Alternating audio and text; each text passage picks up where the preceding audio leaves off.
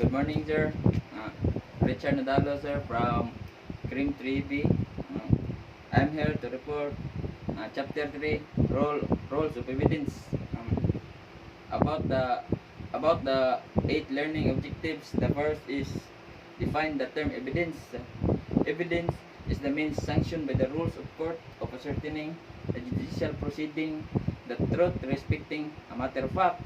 The second, identify the different types of evidence. So there are 3 types of evidence. The first one is object or real evidence. Object or real evidence is also known as physical evidence. So physical evidence is pwede ka na na ito makita, mahikap, masimhot, o pwede na itong matilawan. So the second is documentary evidence. And documentary evidence is consists of letters, papers na pwede na itong ma-representa sa korte o unsa tinuod ng mga nabuhat o mga nahitabo. Ang ikatulo is testimonial evidence. Ang kanang testimonial evidence is the person takes stand to answer the question, all of the question of the lawyers. So number 3, and determine and explain the different classification of physical evidence. A, biological body or fluids. Ang sama sa mong gingon ganiya na ang kanang physical evidence sa ato na siya makita. Sa kinahanglan na niya kanang sweat, urine, blood, vaginal discharge, semen, mao na ang saliva, mao nang pwede na to na siyang ma-serve as physical evidence. So ang ikaduha is explosive and incendiaries. So arson debris, mga explosive debris and explosive substance and devices. So C, fabrics, large articles, small articles. So D, firearms and ammunition. So kanang firearms and ammunition kay kana man ang example na kanang ma-serve na sa evidence is kanang ang iyang mga pulbura, kanang gunshot residue, small firearms or kanang serial number sa firearms. So mo nang timailhan na to og kinsa mga nikuha sa firearms na pinirmahan nga dira siya mo'y nakatagiyaan na nga firearms. So ang kaning food and drug specimen, glass, hair and fibers, impressions, liquid and viscous substance, metals, paint, and question documents. So ang letter M is soil, nga cake mud, dry mud, or dry soil, mud. So ang kaning N is kaning siyang miscellaneous evidence, cigarettes, butts. So ang ika-4, explain the best evidence rules and secondary evidence. So ang kaning ika-4 is ang best evidence rule is it requires the original document be produced in court. Kung ang best evidence kanang ma-representar na to sa korte, kanang unsay mga kasulatan na dito, mao na siya. Ang kaning rules and secondary evidence is kana na mga documented na. So nana siya mga exemption. Mga exemption ana niya kanang when the original document unavailable, kanang mga nasunog, naguba, kanang na-destroy or kanang nasa sa lain parte or sa custody. When the original document is in the adverse party, custody or control. And C, the original document in the custody of a public officer is recorded in a public office. D, when the party who calls for the document is not bound to offer. So sa ikalima ta, describe the qualification of witness. So isa na mga mag-qualify nga mahimong witness? Kinsay mag-qualify para mahimong witness? So, all person who can perceive unperceiving. Kanang kinsay nakabaw sa perception sa usa ka tawo. So, pero nana siya mga exemption. Example lang ng mga exemption na kanang na ay mga mental incapacity. Children whose mental maturity, those whose mental condition. So, di na sila pwede makuan sa korte. Labi na kanang pwede man sila kanang magpataka kay wala man na sila sakto sa pangutok para mo witness sila sa usa ka kanang para mahimo silang ebidensya pa sa maka-witness sila sa unsay mga panghitabo sa korte or sa panghitabo nga ikuan sa korte maragi produce sa korte. So, ang kuan kanang marriage is pwede na natong pwede ta mo kuan na pero ang pwede ta mo kuan na kanang imong asawa ba na pwede ta mo kuan pwede ta mo witness pero sa laing tao kay kung arita sa atong pamilya naman na mga exemption dili ta pwede mo kuan sa atong pamilya kay tungod kay naman tayo ma-benefit siyempre mo pabor kita sa atong pamilya bisag nakabaw pa ta kung unsay panghitabo mo pabor kita para di ma-preso ang atong pamilya. So ang exemption niya kay a civil case by one against the other. So di ba kato ang gingon.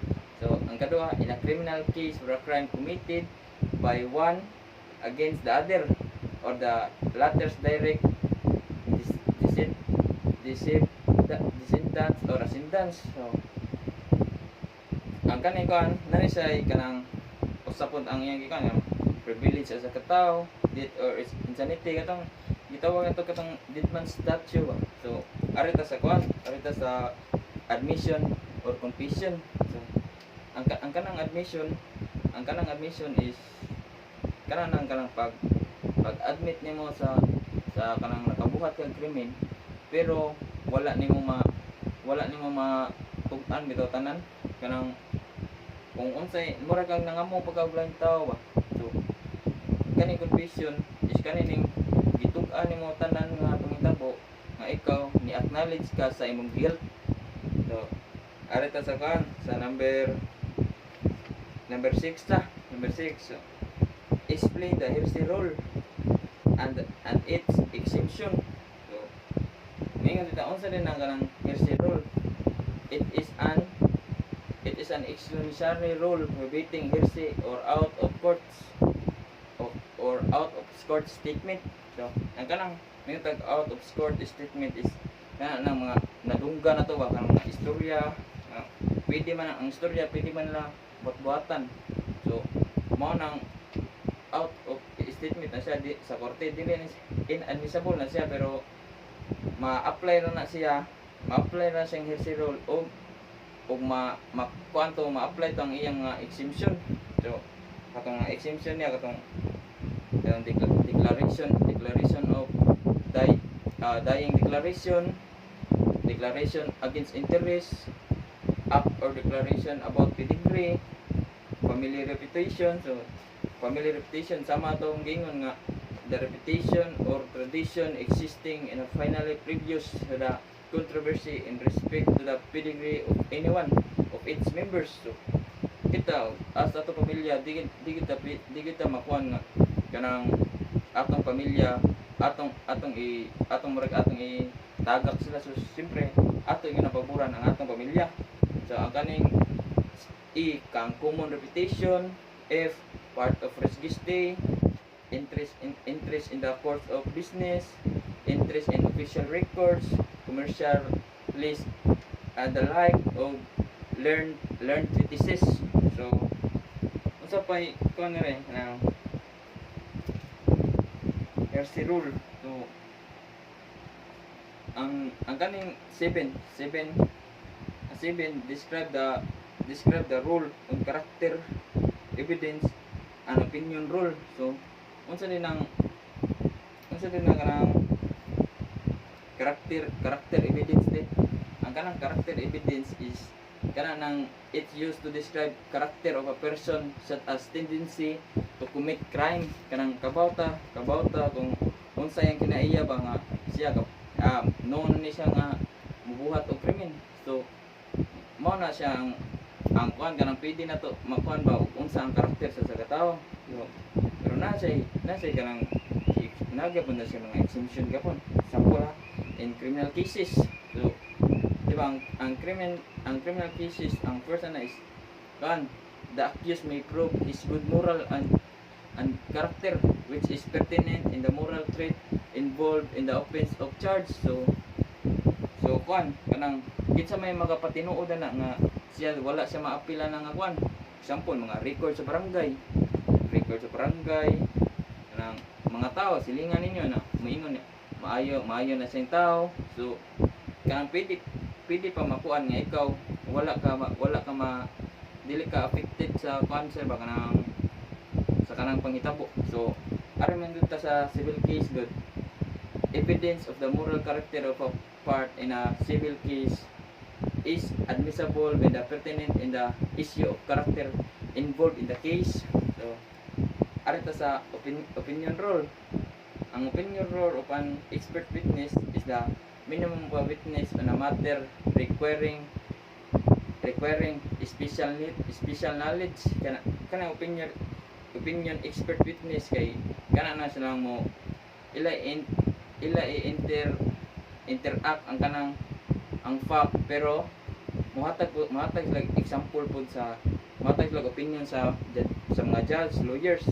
Ari sa opinion of ordinary witness kay kana na silang mo kuan kung unsa ra tay mga pangutana sa lawyers mutubag na sila barog ra pud sila.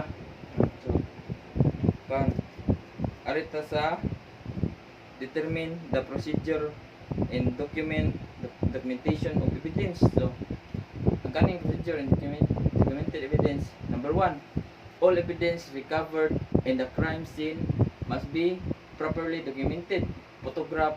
So ara man na natong mga baw-an mo produce mo ato na sila sa korte, ilan na ikuan ang ilang na produce na kuan document is kailangan naka picture na siya mga sizes, shape niya o sa ilan na i-return sa kanang kuan sa ilan na i-return sa evidence custodian. So the second, the investigator on case duty investigator must exhaust all efforts to determine the relevance of the materiality. So sila pag proseso is kanang kamao na sila mo proseso kay mga kamao naman sila na naman sila yung mga idea na kay siyempre nag-eskwela na sila. So maor na sir, salamat.